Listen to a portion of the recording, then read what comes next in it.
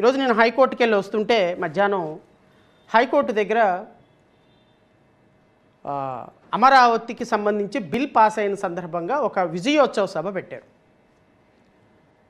సరే, విజయోత్సవ సభ పెట్టిన తర్వాత నాకు తెలిసినటువంటి కొంతమంది రైతులు కూడా అక్కడికి వచ్చి ఉన్నారు కాబట్టి నేను అడిగా, ఏంటండి ఏంది అంత వస్తూ మధ్యలో ఆగి అడిగా, ఏంటండి అంత బాగా పెద్ద సభ పెట్టారు, ఏంటి విజయోత్సవ సభ అంటే, అమరావతి బిల్ పాస్ అయిందండి, అమరావతి బిల్లు పాస్ అయిపోయింది, ఇంకా అమరావతి మన రాజధాని అన్నాడు. వెరీ గుడ్, బాగానే ఉంది, ఏంటైంది బిల్ పాస్ అయితే అన్నాను నేను. బిల్ పాస్ అయితే ఏమైందండి, ఏమొచ్చింది మనకి అన్నాను. ఏమొచ్చింది ఏంటండి, అమరావతికి పేరు పెట్టారు. అవును, అమరావతికి పేరు పెట్టారు, 12 సంవత్సరాల నుంచి పేరు పెడతానే ఉన్నారు, ఏమొచ్చింది మనకి అన్నా నేను. ఏమొచ్చింది ఏంటండి, మీరు అట్లా అడుగుతారు ఏంటండి, అన్నీ తెలిసి కూడా శ్రవణ్ కుమార్ గారు అన్నాడు ఆ రైతు. అదే సార్, అమరావతికి పేరు పెట్టడం వల్ల మనకు వచ్చింది ఏంటి అని అడిగాను. కేంద్ర ప్రభుత్వం నుంచి ఏమైనా డబ్బులు వచ్చినాయా? రాలేదు. పోనీ కేంద్ర ప్రభుత్వం నుంచి ఏదైనా నిధులు వచ్చినాయా అమరావతికి పేరు పెట్టడం వల్ల? రాలేదు. కేంద్ర పార్లమెంటు బిల్లు పాస్ చేసిన కారణంగా ఆంధ్రప్రదేశ్ రాష్ట్రానికి బడ్జెట్లో ఏమైనా కేటాయింపులు జరిగినాయా? జరగలేదు. మీకేమైనా రీకాన్స్టిట్యూటెడ్ ఫ్లాట్స్, డెవలప్డ్ ఫ్లాట్స్ ఇచ్చే అవకాశం ఉందా? తెలియదు. మీకేమన్నా ఈ అమరావతి బిల్లు ప్రవేశపెట్టడం వల్ల మీకు జరిగిన మంచి అంటే ఒక మాట చెప్పండి సార్ అన్న నేను. ఆ రైతుకి ఏం అర్థం కాల. అదేందండి అంత మాట అంటారు, ఏదో ఒకటి మంచి జరుగుద్ది కదా అని. నేను ఇంకో ప్రశ్న అడిగా, వచ్చే ప్రభుత్వం రేపొద్దున అమరావతి రాజధాని ఇక కాదు అని పార్లమెంట్లో మళ్ళీ అనుకుందాం, జగన్మోహన్ రెడ్డి గారికి ఒక 25 సీట్లు వచ్చినాయి, ఎంపీ సీట్లు, లేదంటే ఇప్పుడు పెరుగుతున్నాయి సీట్లు, పెరుగుతున్న ఎంపీ సీట్లు 50% పెరిగి రమారమి 45-50 సీట్లు అవుతాయి. 50 సీట్లలో 40 సీట్లు 30 సీట్లు వచ్చినాయి అనుకుందాం, ఎజ్యూమ్ మూమెంట్. పవన్ కళ్యాణ్ గారు గుణంగా ఆయన్ని రానియరు కాబట్టి ఒకవేళ నేను హైపోథెటికల్గా థింక్ చేసి అడుగుతున్నాను. నేను ఒక 40 సీట్లు 30 సీట్లు వచ్చినాయి. ఇప్పుడు చంద్రబాబు నాయుడు గారి ప్రభుత్వం నిలబడినట్టుగానే రేపు కేంద్ర ప్రభుత్వంలో జగన్మోహన్ రెడ్డి గారి మద్దతుతోనే ఒక ప్రభుత్వం నిలబడింది. జగన్మోహన్ రెడ్డి గారు అడిగారు, మీరు అమరావతి రాజధానిగా ఉంటుంది, నేను పరిపాలనా రాజధానిగా మా విగన్ మచిలీపట్నం, విజయవాడ, గుంటూరు మధ్య నేను ప్రపోజ్ చేయాలనుకుంటున్నాను. అదే కేంద్ర ప్రభుత్వ చట్టంలో ఒకసారి సవరణ చేయండి అంటే సవరణ అవ్వదా అన్న నేను. అవ్వకుండా చేశారంటే కదండి చంద్రబాబు నాయుడు గారు అన్నాడు. 150 సార్లు 170 సార్లు రాజ్యాంగాన్ని సవరించుకున్నటువంటి మనం రాజధానిని సవరించుకోలేమా అండి? అమరావతి రైతుల్ని మోసం చేసే కార్యక్రమాల నుంచి, మోసపోయే కార్యక్రమాల నుంచి మీరు బయటపడండి. చంద్రబాబు నాయుడు, నారా లోకేష్, పవన్ కళ్యాణ్ అనేటువంటి వీరు ముగ్గురు ఆంధ్రప్రదేశ్ రాష్ట్ర రాజధానిని అమరావతిని రైతులని అడ్డం పెట్టుకొని ఇది ఒక ఏటీఎం లాగా రాష్ట్రాన్ని అప్పుల కుప్పగా మార్చడానికి చేస్తున్నటువంటి ఒక ప్రయత్నం అండి. మీకు అర్థమయ్యే రోజుకి అర్థమవుతుందిలే అని నేను కారెక్కి వచ్చేసాను. నేను దీని ద్వారా రాష్ట్ర ప్రజలకు చెప్పాలనుకుంది ఏంటంటే, ఏబిఎన్ ఆర్కే గారికి చెప్పాలి ఏందనుకుందంటే, గత ప్రభుత్వంలో ఉన్నటువంటి చంద్రబాబు నాయుడు గారు 2014 సంవత్సరంలో అమరావతి రాజధానిగా చేసినప్పుడు అమరావతి క్యాపిటల్ సిటీ ఏరియా కింద ఆయన నోటిఫై చేసినటువంటి ప్రాంతం ఏందయ్యా అంటే,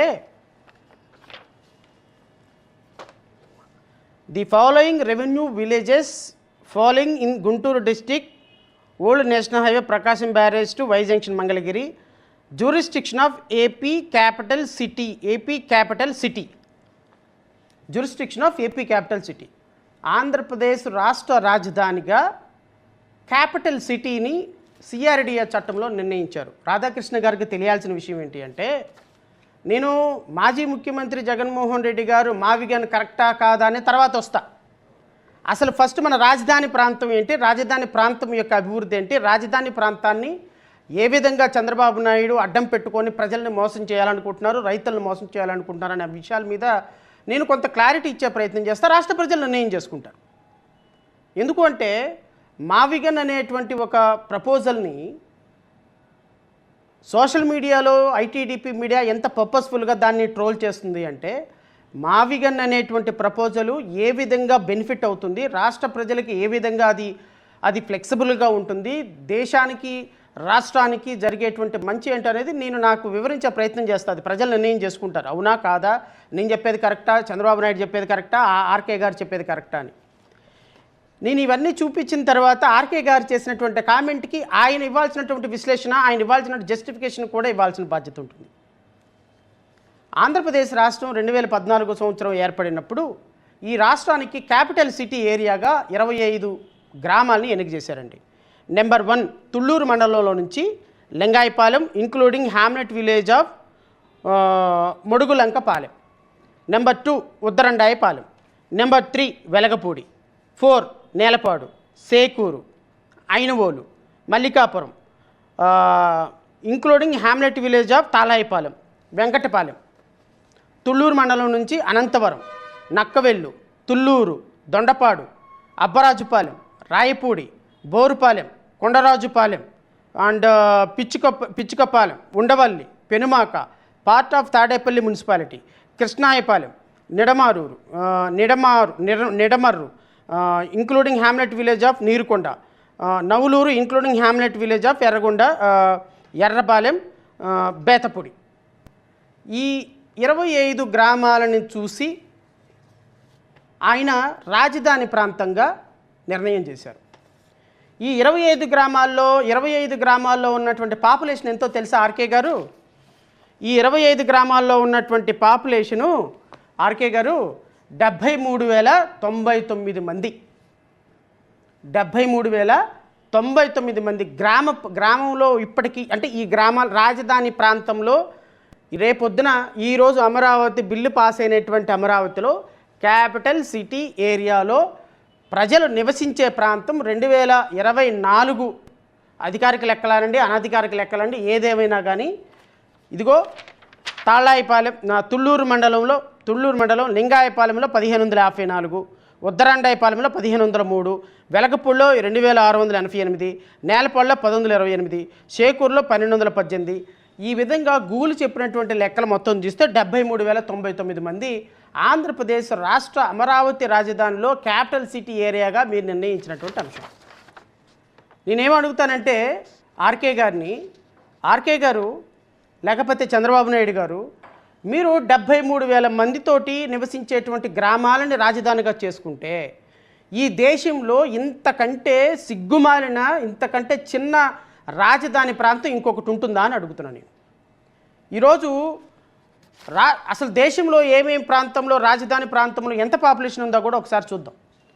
సో ఇదంతా కూడా నేనేమి కుకుడప్ స్టోరీస్ అయితే ఏం కాదు, గూగుల్లోంచి తీసుకున్నటువంటి స్టోరీయే సార్. మనతో పాటు ఈక్వేట్గా ఉన్నటువంటి రాష్ట్రాలు చూసుకుంటే, అంటే 5.5 కోట్ల మంది రమారమి ఉన్నటువంటి రాష్ట్రాలు తీసుకుంటే, పాట్నా అంటే బీహార్ యొక్క రాజధాని పాట్నా సార్ 16 లక్షల మంది జనాభా సార్ పాట్నాలో. ఛత్తీస్గఢ్ రాయ్పూర్ దాని క్యాపిటల్ తీసుకుంటే 15 లక్షల మంది జనాభా సార్. హర్యానా దాని రాజధాని చండీగఢ్ తీసుకుంటే 11 లక్షల మంది జనాభా సార్. తర్వాత జార్ఖండ్ నిన్నగాక మొన్న పుట్టినటువంటి రాష్ట్రం జార్ఖండ్లో రాంచీ 11 లక్షల మంది జనాభా సార్. తర్వాత బెంగళూరు సార్ కర్ణాటక యొక్క రాజధాని బెంగళూరు 1,30,00,000 మంది సార్. ఏది ఆ ఒక సిటీ యొక్క పాపులేషన్ 1,30,00,000 మంది. మధ్యప్రదేశ్ భూపాల్ యొక్క రాజధాని భూపాలు 18 లక్షల మంది జనాభా సార్. మహారాష్ట్ర ముంబైది 2.8 కోట్ల మంది జనాభా. ఒక ముంబై క్యాపిటల్ సిటీ తీసుకుంటే 2.8 కోట్లు.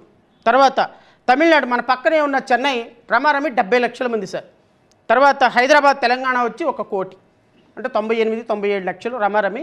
But we can take it రఫ్గా ఏది కోటి. ఇవి కూడా 2011 సెన్సెస్కు తీసుకున్న ప్రాంతాలను తీసుకుంటే, అంటే రమారమి మన రాష్ట్రంతో చిన్న రాష్ట్రాలు కావచ్చు, మనకంటే చిన్న రాష్ట్రాలు కావచ్చు, రమారమి హైదరాబాద్ 1 కోటి మంది, ముంబై 2.80 కోట్ల మంది, హైదరాబాద్ వచ్చి 1 కోటి మంది, చెన్నై వచ్చి రమారమి 68 లక్షల మంది.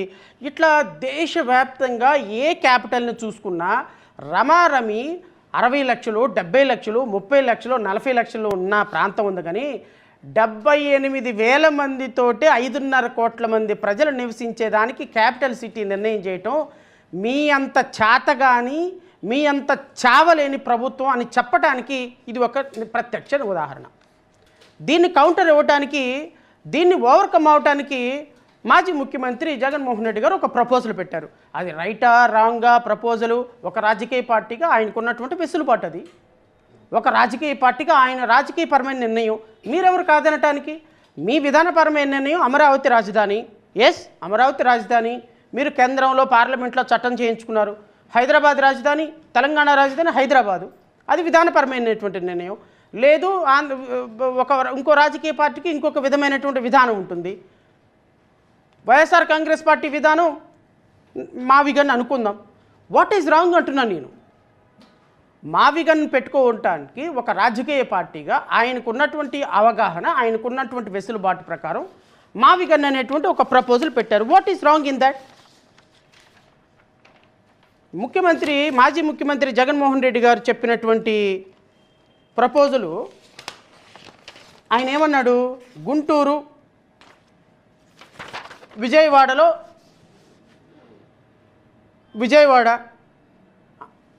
ఇప్పుడున్న క్యాపిటల్ సిటీ ఏరియాలో 78,000 మంది ఉన్నారండి. 78,000 మందితోటి ఒక రాజధాని ప్రాంతం ఎప్పటికి అభివృద్ధి చెందుద్ది? 78,000 మందితోటి రాజధాని ప్రాంతం అని 5.5 కోట్ల మంది ప్రజలకు చెప్పుకోవడానికి ఎంత దేశాల్లో ఎక్కడ లేని విడ్డూరం మన రాష్ట్రంలోనే. అండ్ ఇంకొకటి, అమరావతి ప్రాంతం అనేది ఒక చిన్న పల్లెటూరు ప్రాంతం. ఇది రాజధానిగా డెవలప్ అవ్వాలి అంటే, ప్రపంచ ప్రఖ్యాతి రాజధానిగా డెవలప్ అవ్వాలి అంటే రమారమి 2.5 లక్షలు 3 లక్షల కోట్ల రూపాయలు ఖర్చు అవుతుంది. రాష్ట్రం ఆర్థిక పరిస్థితుల్లో ఉన్న కారణంగా రాష్ట్రానికి ఇప్పటికే మీరు వచ్చినటువంటి 2.5 సంవత్సరాల కాలంలో రమారమి 3,60,000 కోట్ల రూపాయలు అప్పు చేసి పడేశారు. ఇంకా ఈ 2.5 సంవత్సరాల్లో ఇంకో 4 లక్షల కోట్ల రూపాయలు అప్పు చేస్తే ఇడిదిరిగి మొత్తం 15 లక్షల కోట్ల రూపాయలు అప్పు టచ్ అయ్యే అవకాశం ఉంటుంది. గత ప్రభుత్వంలో చేసిన అప్పు, ఈ ప్రభుత్వంలో చేసిన అప్పు. కాబట్టి ఈ 15 లక్షల కోట్ల రూపాయల అప్పుతో ఎప్పటికి రాజధాని డెవలప్ అవ్వాలి? ఏ విధంగా 97,000 మందా 73,099 మంది 73,099 మంది ఉన్నటువంటి ప్రాంతం ఎప్పటికి డెవలప్ అవ్వాలి? విజయవాడలో రమారమి 24 లక్షల మంది పాపులేషన్ ఉంది. గుంటూరులో రమారమి 9,84,000 అంటే రమారమి 10 లక్షల మంది పాపులేషన్ ఉంది. మచిలీపట్నంలో 2,82,000 మంది, రమారమి 3 లక్షల పాపులేషన్ ఉంది. అదొక 24, ఇదొక 10, 34 ప్లస్ ఇదొక 34 ప్లస్ ఇదొక 3, 39, 40 లక్షల మంది పాపులేషన్. ఈ 40 లక్షల మంది పాపులేషన్తో ఈ 3 సిటీస్ని కలుపుతూ ఒక ఇన్నర్ రింగ్ రోడ్డో ఒక ప్రపోజల్ వేస్తే విజయవాడలో ప్రాపర్టీ వాల్యూ పెరుగుతుంది, గుంటూరులో ప్రాపర్టీ వాల్యూ పెరుగుతుంది, మచిలీపట్నంలో ప్రాపర్టీ వాల్యూ పెరుగుతుంది. మచిలీపట్నంలో పోర్ట్ ఉంది, సముద్ర తీర ప్రాంతం ఉంది, అద్భుతమైనటువంటి ట్రాన్స్పోర్ట్ చేసుకోవచ్చు, ఎడ్యుకేషన్ హబ్గా గుంటూరుని చేసుకోవచ్చు, విజయవాడని ఇండస్ట్రియల్ కారిడార్గా చేసుకోవచ్చు. ఎందుకంటే ఇటు మల్లవల్లి దగ్గర నుంచి వెళితే మొత్తం ఇండస్ట్రియల్ కారిడార్ అయిపోతుంది. ఈ 3 ప్రాంతాలని కలిపి ఆల్రెడీ డెవలప్ అయి ఉన్నది, ఆల్రెడీ నేషనల్ హైవే కనెక్టివిటీ ఉన్నది, ఆల్రెడీ ఇక్కడ ఎయిర్పోర్ట్ ఉంది, ఆల్రెడీ పోర్ట్ ఉంది. ఇటు పక్క నుంచి చూసుకుంటే గుంటూరు ఒక అద్భుతమైనటువంటి ఎడ్యుకేషనల్ హబ్గా ఉంది. పారిశ్రామికంగా విజయవాడను అభివృద్ధి చేసుకోవచ్చు. ఇక్కడ రైల్వే స్టేషన్ని ఎక్స్టెండ్ చేసుకోవచ్చు. అవసరమైతే ఇంకో ఎయిర్పోర్ట్ కట్టుకోవచ్చు.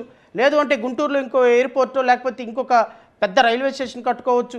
ఈ 3 పట్టణాలను కలుపుతూ ఒక నేషనల్ హైవే NH5 కనెక్టివిటీ ఉన్నది. కాబట్టి మనం అత్యంత తక్కువ ఖర్చుతోటి ఇక్కడ ఆల్రెడీ ఎస్టాబ్లిష్డ్ సిట్యువేషన్ ఉంది కాబట్టి, ఎస్టాబ్లిష్డ్ ఇది ఉంది కాబట్టి ఇప్పటికిప్పుడు అమరావతిలో 40 అడుగులు తవ్వితే నీళ్లు పడుతున్నాయి. నువ్వు ఒక 10 అంతస్తులు బిల్డింగ్ కట్టాలి. అరే 40 అడుగులు తవ్వితే కృష్ణానది నీళ్లు పడుతుంటే లూజ్ సాయిల్ అయితే రేపొద్దున ఒక 10 సంవత్సరాల తర్వాత ఆ బిల్డింగ్ కొలాప్స్ అయిపోతే గట్టిగా నేను మిమ్మల్ని రాష్ట్ర ప్రజలను అడుగుతున్నా, మొన్న బుడమేరు పొంగినప్పుడు మంతెన సత్యనారాయణ ఆలయం దగ్గర నుంచి మొత్తం పరిసర ప్రాంతాల పరిస్థితి ఏంటో ఆలోచించండి. బుడమేరు పొంగినప్పుడు హైకోర్టుకి వెళ్ళటానికి ఇంచుమించుగా 4 రోజుల పాటు హైకోర్టుకి సెలవు ఇవ్వాల్సిన పరిస్థితి వచ్చింది. మోకాళ్ళ లోతు నీళ్లతోటి అష్టదిగ్బంధనం జరిగింది రాజధాని ప్రాంతం.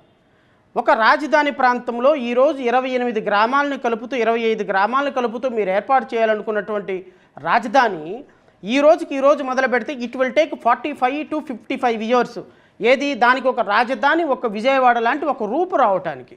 అలాంటి పరిస్థితుల్లో ఈ రాష్ట్రం అప్పులు కుప్ప తయారవుతుంటే ఈరోజు రాష్ట్రాల్లో పరిపాలన గాలి కుదిలేసి అప్పులు తీసుకొచ్చుకొని జీతాలు ఇవ్వాల్సిన పరిస్థితికి వస్తే డబ్బులు ఇవ్వాల్సినటువంటి కేంద్ర ప్రభుత్వం రెస్తాహస్తం చూపిస్తుంది. డబ్బులు ఇవ్వాల్సినటువంటి కేంద్ర ప్రభుత్వం నిన్న అమరావతిలో, నేను రైతుని అదే అడిగా, అమరావతిలో బిల్లు ప్రవేశపెట్టినటువంటి రాష్ట్ర ప్రభుత్వం అదే బిల్లులో కేంద్ర ప్రభుత్వం సెక్షన్ 94 సబ్ క్లాస్ 2 ప్రకారం, సబ్ క్లాస్ 3 ప్రకారం మనకు అధికారికంగా రావాల్సినటువంటి ట్యాక్స్ ఇన్సెంటివ్లు కానీ, అధికారికంగా రావాల్సినటువంటి రాజధాని నిర్మాణం కానీ, అధికారికంగా మనకు రావాల్సినటువంటి డబ్బులు కానీ ఇచ్చే విషయంలో ఎందుకు చంద్రబాబు నాయుడు, పవన్ కళ్యాణ్, నారా లోకేష్ కలిసినప్పుడు ఎందుకు మీరు రాష్ట్ర ప్రజల తరపున డిమాండ్ చేయరు? మీ మద్దతుతోటి కేంద్ర ప్రభుత్వం నడుస్తుంది. మనకి హక్కుగా రావాల్సినటువంటి విషయాలని రాజధాని దగ్గర నుంచి డబ్బులు తీసుకొచ్చుకోవటం మానేసి అమరావతికి రాజధాని పేరు పెట్టుకున్నామని సంకలు గుద్దుకొని వారికి వాళ్ళ కాళ్ళ మీద పడి సామంతరాజుల్లాగా, జీ హుజూర్ అనేటువంటి బానిసల్లాగా పనిచేస్తున్నారు. ఇలాంటి వ్యక్తులు ఈ రాష్ట్రాన్ని బిల్డ్ చేస్తారంటే నమ్మటానికి ఒక ప్రుడెంట్ మ్యాను, ఎవరైనా చదువుకున్నటువంటి వ్యక్తి అవకాశం ఉందా? ఇలాంటి పరిస్థితుల్లో ఒక అమరావతిలో ఒక 5 అంతస్తుల బిల్డింగ్ కడితే దానికి 2 కోట్లు ఖర్చు అయితే, ఇదే బిల్డింగు విజయవాడలో కడితే 1 కోటి రూపాయలు ఖర్చు అవుతుంది. ఎందుకు ఖర్చు అవుతుంది? అమరావతిలో 30 అడుగులు 40 అడుగులు తవ్వితే నీళ్లు పడుతున్న పరిస్థితిలో ఫౌండేషన్ కోసమే స్క్వేర్ మీటర్కి ఇంత 3 times 4 times మోర్ ఖర్చు పెట్టాల్సిన పరిస్థితి వస్తుంది. ఒకవేళ వీళ్ళు ఈరోజు అరకొరగా కట్టినా ఒక 10 సంవత్సరాల తర్వాత గట్టి వాన పడి ఒక వారం రోజులు తుఫాన్ వచ్చిందంటే బిల్డింగ్ డిమాలిష్లు అయిపోతాయి. మీరు 40 అంతస్తులు 30 అంతస్తులు కట్టడానికి మట్టి పనికిరాదు. That was declared by the Sivaraman committee. In spite of that, ఇన్ని తెలిసిన రాజధాని ప్రాంతంలో భూములు దోచుకోవటం కోసం, రాజధాని ప్రాంతంలో లింగమనేని భూములు ఉన్నాయి కాబట్టి, రాజధాని ప్రాంతంలో హెరిటేజ్కి భూములు ఉన్నాయి కాబట్టి, రాజధాని ప్రాంతంలో మీ అనుచరులు భూములు కొన్నారు కాబట్టి, రాజధాని ప్రాంతంలో నారా లోకేష్, నారాయణ మీ అందరూ కూడా భూములు ఉన్నాయి కాబట్టి అన్యాయంగా రైతుల దగ్గర నుంచి 40,000 ఎకరాలు 37,000 ఎకరాలు రైతుల దగ్గర నుంచి తీసుకొని ఆ రోజు రాజధానిని మీరు అనౌన్స్ చేసిన రోజు మేమందరం సపోర్ట్ చేసాం. కారణం, ఒకసారి మ్యారేజ్ జరిగిపోయింది, తాళి కట్టేశాం.